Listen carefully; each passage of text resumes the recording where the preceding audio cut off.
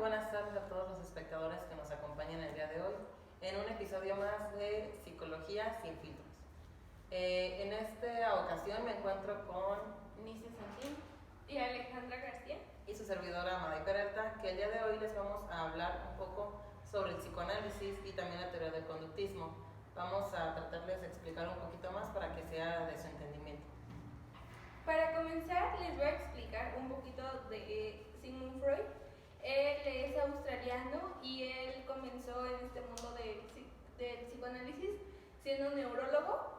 Él, principalmente su teoría se basa en el estudio del Inconsciente. El inconsciente, exacto.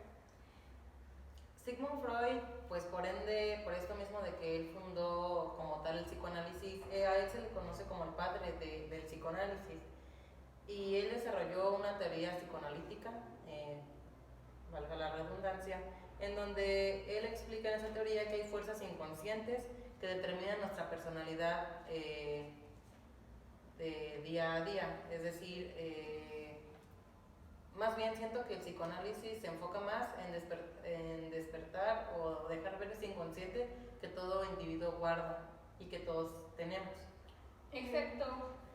Freud también decía que tenemos que entender la personalidad, que es necesario entender la personalidad para exponer lo que está en el inconsciente.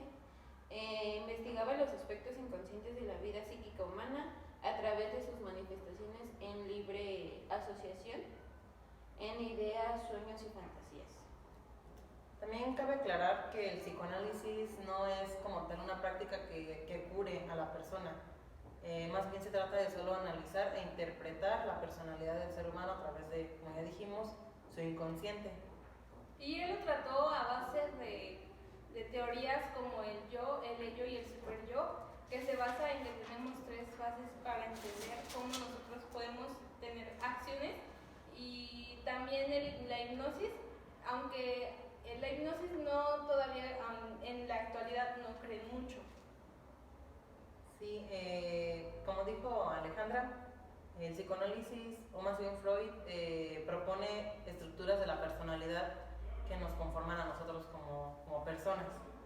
En primer lugar está el yo, que se enfoca más en el principio del placer, en satisfacer nuestras necesidades básicas. Después está el yo, que esta funciona de acuerdo con el principio de la realidad. Es como el balance entre el superyo y el ello, como el que determina lo que está bien y lo que está mal.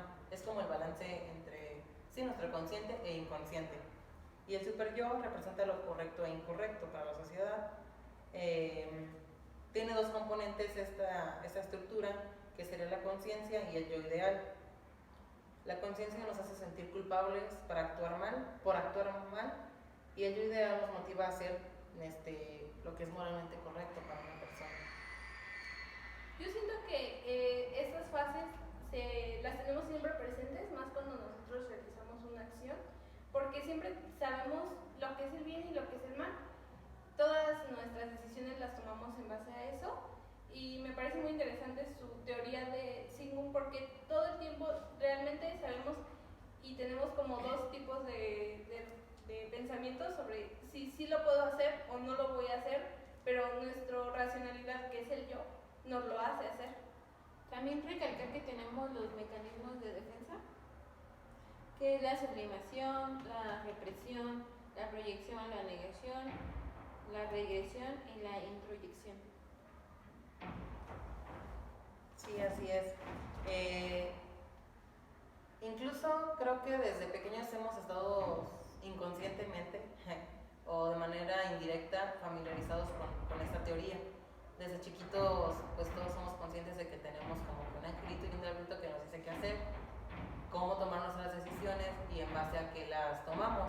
Entonces, a esto se refiere la teoría de Sigmund, a hacer caso a nuestro consciente, a nuestro inconsciente, y en tener un balance entre esas dos para nuestro actuar con los demás, con los que nos rodean. Un dato muy curioso de él es que él en sus terapias dice que no podía interactuar de tal manera con sus pacientes. Él nada más en base como a su terapia y los dejaba hablar y nada más él pronunciaba frases como para que su inconsciente trajera recuerdos y él no puede opinar. Ahora sí que él nada más analiza y por eso se llama psicoanálisis. Sí, como dijimos, no es una cura como tal, solo interpreta lo que el paciente deja ver hacia el terapeuta. Retomando lo que dijimos anteriormente, o como que agrupando el ello, el yo y el superyo, podría también relacionarse con el consciente, preconsciente y el inconsciente. Lo consciente son esos fenómenos que acepta la psicología, lo que dejamos ver. Lo preconsciente es los elementos psíquicos sin control global, equivocaciones y olvidos. Es como el balance entre estas dos, como dijimos. Y por último, el inconsciente son contenidos intolerables para la conciencia. Podría ser la histeria, la censura de los sueños y todo eso que no dejamos ver y que solo existe en nuestra cabeza, que por ninguna razón, incluso como que si es con una persona a la que le tengas mucha confianza, nunca vas a dejar ver tu inconsciente porque eso solo forma parte de ti, es algo que nunca vas a exponer o es muy difícil de exponer. Para Sigmund Freud, nosotros empezamos a desarrollarnos ya en otra teoría, Nosotros empezamos desde nuestra maternidad siendo con la teoría psicosexual, porque él nos dice que nosotros nos desarrollamos por etapas, empezando desde la latencia, ¿sí? ¿Me equivoco? No, la primera es la etapa oral, la otra es la fijación oral, la etapa anal que empieza de 1 a 3 años, la etapa fálica que empieza de 4 a 5 años, etapa de latencia que es de 6 a 12 años y la última que es la etapa genital que es desde la adolescencia a la adultez.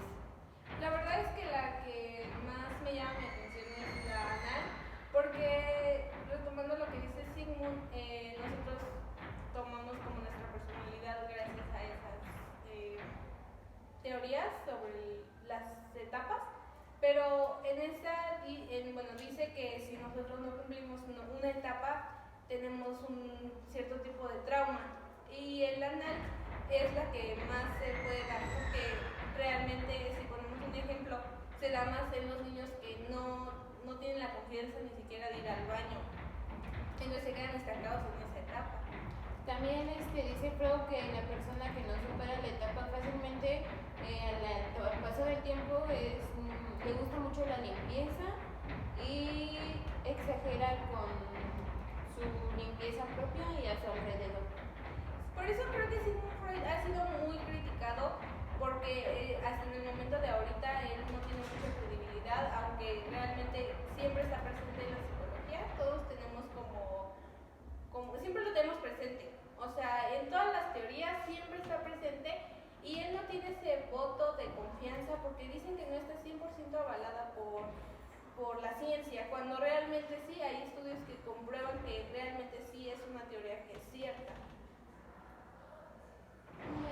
¿Cuál es la teoría que más te llama la atención? Pues contribuyendo a lo que ustedes comentaban de las fijaciones psicosexuales, como podemos ver, pues son 5. Y como mencionó Nisa, si estas etapas no se superan adecuadamente, por así decirlo, el individuo contrae una fijación dependiendo de la etapa que no se superó. Existe la fijación oral. Cuando no se supera tu etapa oral, puede decirse que, Sigmund Freud estaba muy de acuerdo con que los fumadores eran esas personas que no superaban su etapa oral y por eso tenían una fijación con el cigarro, porque así ellos podían Cubrir su deseo. Cubrir su necesidad oral a través del cigarro. ¿Saben qué? Lo que me parece muy sorprendente es, pues, también este pro y contra, ¿no? Porque realmente para Freud toda la culpa, todos los traumas los culpa hacia la familia, hacia que nosotros, exacto, o sea, nuestros traumas simplemente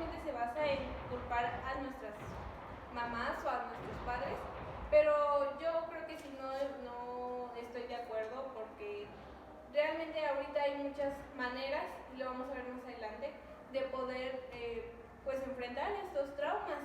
Él simplemente hizo como esa teoría, pero realmente no estoy de acuerdo. ¿Ustedes están de acuerdo? ¿Ustedes qué piensan? Yo sí. ¿Sí? ¿Por qué? Porque bueno, yo pienso que todo viene desde pequeños.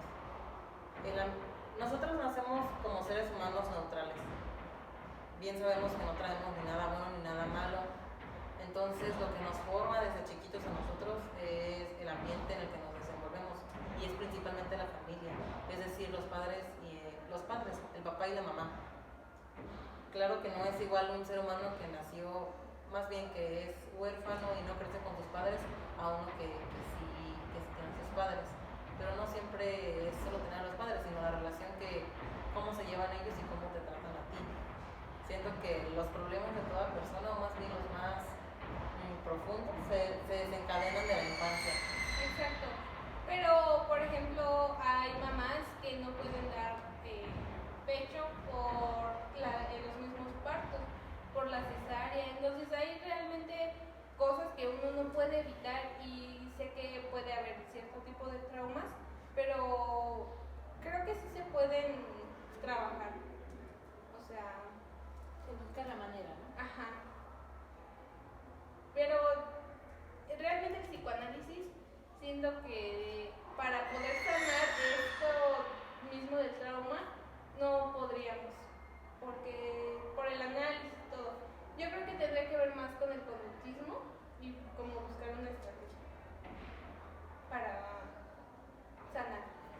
Sí, exacto. Como dice Ale, no es como que buscar esos traumas que tenemos desde la niñez para curarlos, sino para trabajarlos o para entender las actitudes que tomamos en nuestra vida presente, por qué las tomamos o por qué nuestra personalidad es así, por qué tenemos ciertas fijaciones.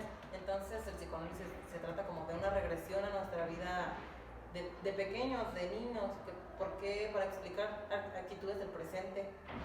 Yo diría que se trata más de eso, de regresar a nuestra infancia y para explicar actitudes que tenemos en el presente y por qué las tenemos. Exacto. También una idea muy errónea del psicoanálisis es que se basa simplemente en lo sexual. Se sabe que él empezó por eso mismo, por una paciente en específico, donde él descubrió que su histeria era a base de que no tenía sexo, cosa que lo empezó a trabajar y como que se basó mucho en eso, a partir de eso, en base a sus teorías. De hecho, él dice que toda nuestra acción tiene que ver con nuestro inconsciente. O sea, si nosotros nos reímos de un chiste que no tiene gracia, es porque nuestro inconsciente no lo dijo. A mí sí me ha pasado. ¿A ustedes les ha pasado? Sí, todos nos reímos, ¿no? O sea, llega un punto donde te preguntan, ¿por qué te ríes sola? Ajá. Y ahí es donde te acuerdas de, o sea, no sé, a lo mejor una cosa graciosa, algo que tú mismo hiciste y nunca dijiste. Sí, exacto. Todos tenemos como ese diablillo. Sí, ¿qué estamos haciendo ahorita? Antes de los chistes, yo quería tocar ese tema. Sobre... Perdón, ya me acordé, de que el psicoanálisis está muy enfocado a lo sexual. Es que tal vez no es lo sexual, siento que Freud se refería a satisfacer nuestras necesidades. Y sí engloba las sexuales, pero no solo las sexuales. Son otro tipo de necesidades que van más allá de lo sexual. Y sí, hay que aclarar eso, que no se basa solo en lo sexual, en el psicoanálisis. No se trata solamente de eso. Claro que lo engloba y va de la mano, pero no es solamente sobre eso. Y bueno, a mí me parece interesante, regresando un poco a las etapas psicosexuales, cómo a través de cada etapa el ser humano va como que evolucionando como persona y físicamente. En la etapa oral pues somos solo unos bebés que apenas tenemos contacto con el exterior, que nuestra primera forma de comunicación o de acercamientos con la madre a través de la mama. Después sigue la etapa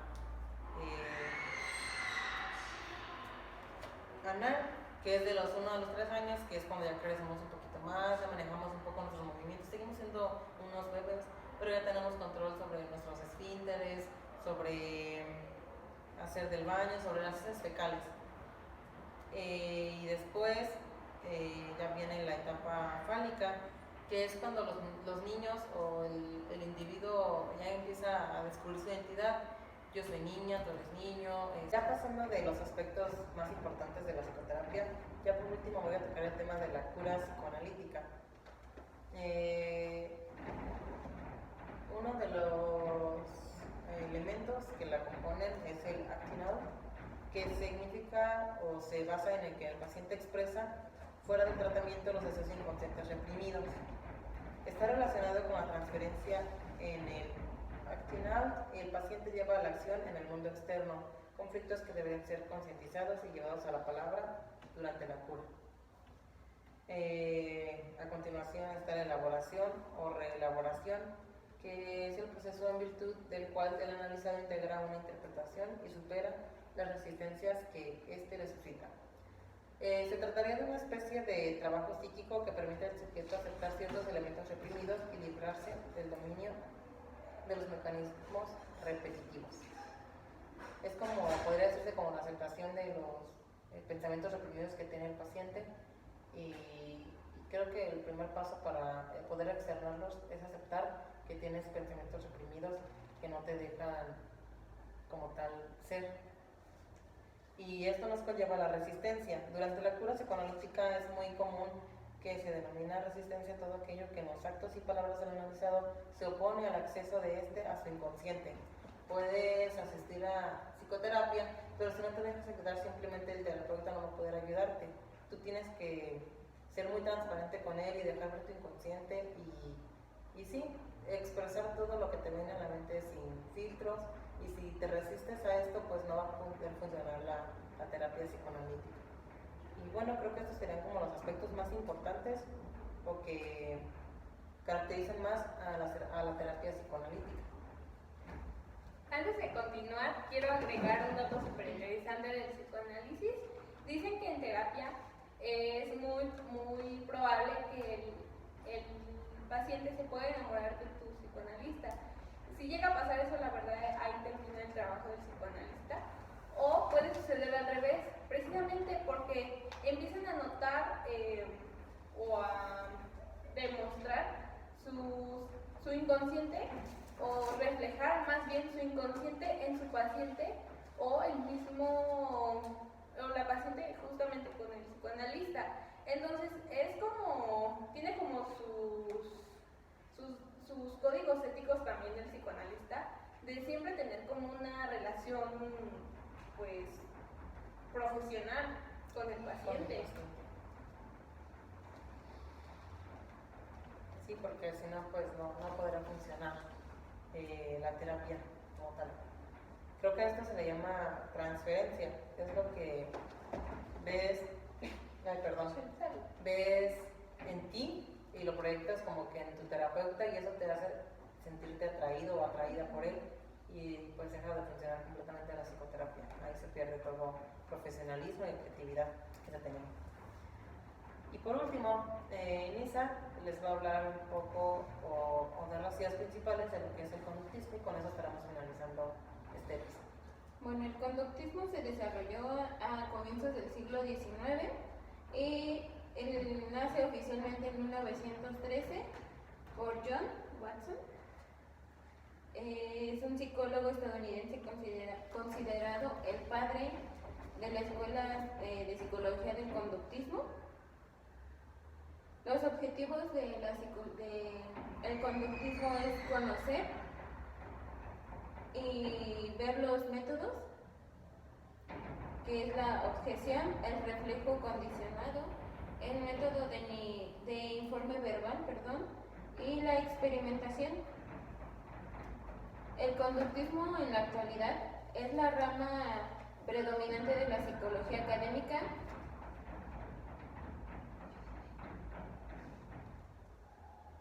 ¿Ustedes qué opinan sobre la psicología conductual? Bueno, sobre el conductismo.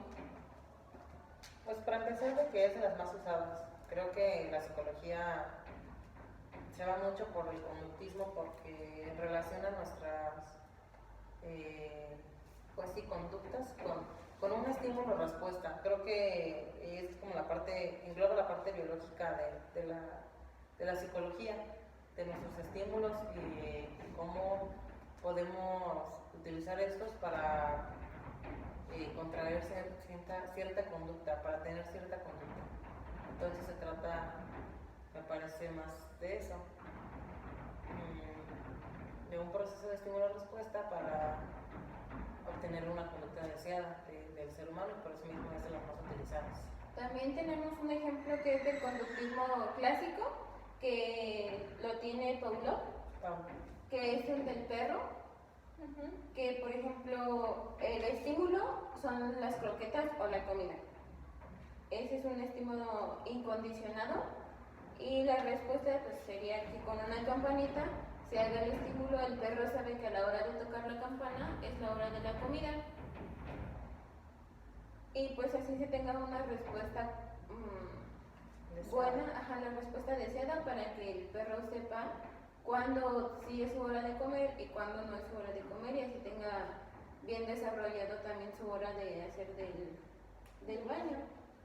Y por el otro lado está el condicionamiento operante, basado por Skinner, y él toma más como los comportamientos para obtener una respuesta, y también los castigos. Yo siento que esta se refiere un poquito más a reforzar, como lo dice, una actitud o una conducta. También el condicionamiento operante se utilizan refuerzos que se dan para pues tener una respuesta deseada, pero reforzando lo que ya se había dado.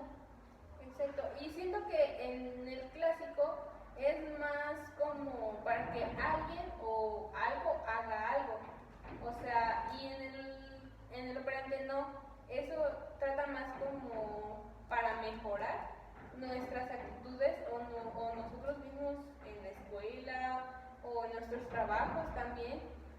Un claro ejemplo que, bueno, las tres sabemos es la caja de Skinner, que es el de la rata, que se le daban toques por la parte de abajo en sus patas cuando oprimía el botón equivocado para la comida. Entonces, a la hora de que la rata sabía que se le daban los toques en la parte de abajo, significa que no había oprimido el botón correcto, y así fue aprendiendo que ese botón tenía que apachurrar, ¿sí? Oprimir, y que botón no. Por eso después la rata entendió que pues tenía que oprimir el botón correcto para que no tuviera una respuesta, ¿no? Ajá. Creo que en palabras más concisas, la diferencia entre el condicionamiento clásico y el condicionamiento operante sería como la temporalidad de la conducta que se desea. En el condicionamiento clásico la temporalidad sería, pues sí, temporal, redundantemente, algo corto, no tan largo plazo. En el condicionamiento operante, sin en cambio, podría ser como para preservar esa conducta más a largo plazo, y por eso estarla reforzando y reforzando. Claro que existen reforzadores positivos como negativos, pero es con el mismo fin, preservar una conducta o eliminarla también puede ser. Por último, bueno, son los principales representantes del conductismo, y los más importantes es Pavlov, Watson y Skinner. En terapia, la más popular, como mencionaste, es la cognitiva conductual, y pues realmente siento que toma en cuenta nuestro aprendizaje desde nuestro cerebro, ¿no? Desde cómo aprendemos, y también cómo podemos nosotros trabajar eso que sabemos mismo para nosotros mejorar nuestras acciones o nuestros comportamientos. Para los conductistas, nuestra personalidad es como el resultado de todo esto, de los reforzamientos y los condicionamientos. Realmente todo tiene que ver, y lo mostramos desde casa, o sea, nuestros papás siempre aplican esos tipos de reforzadores o estímulos para nosotros tener una respuesta, sea bien o para mal. Sí. Sí, yo creo que bueno, el ejemplo que pusiste serían como los límites, que por ejemplo si nosotros hacemos un berrinche, el papá dice no te lo compro, no te lo doy, y sabes que eso ya es un refuerzo positivo, pongámoslo así, y pues así para la próxima tú sabes que para recibir tienes que dar, entonces tienes que dar una buena actitud, un buen comportamiento para que pues vuelva a suceder. bueno, no vuelva a suceder que no te lo compren, pero pues suceda que te compren. O sea, te compren a lo mejor algo que tú, sin esperar, lo recibas. Exacto. Y bueno, ya para concluir, como les dije, pueden dejarnos sus dudas, sus preguntas, algún tema que no tocamos y que ustedes consideran importantes en los comentarios también, y para abordarlo en un siguiente episodio podemos hacer como una parte 2. Pero como en cada episodio también le traemos recomendaciones de libros y cada una va a dar su recomendación y por qué lo recomiendo. Empezando con esta. Sí, claro. Este libro es de psicología, una ciencia con sentido humano, y realmente abarca todas las teorías de una manera muy precisa y muy detallada. A mí me gustó y es de Aleida Brites Hidalgo. Yo les aconsejo el del desarrollo de la personalidad y psicopatología. Esto nos abarca desde infancia, adultez y adolescencia. También nos habla un poco de trastornos, ansiedades, fobias, la esquizofrenia y los desórdenes crónicos del cerebro y de la personalidad. Y por último, este de la historia de la psicología me parece muy interesante por si alguno quiere conocer un poquito más de Freud o saber sobre su vida más extensamente, algo que no tocamos. En este libro lo van a encontrar, ya que aborda psicología desde la antigüedad griega y latina, psicología patrística y medieval escolástica, psicología fisiológica alemana y acontecimientos importantes en la historia de la psicología. Este libro es de William Sashakian y para ser precisa, en la página 375 podrán encontrar el apartado de Freud, por si tienen dudas o quieren saber un poquito más de este tema que tocamos el día de hoy. Pero díganos ustedes cuál es su teoría favorita, qué les pareció más importante o interesante. Y pues ya sería todo. Nuestro compañero Alejandro les va a dar una breve explicación de realmente cómo abordamos estas teorías en nuestra vida actual. Y pues eso sería todo. Gracias. Sí, sin más nos despedimos. Nos vemos en el próximo episodio. Hasta luego.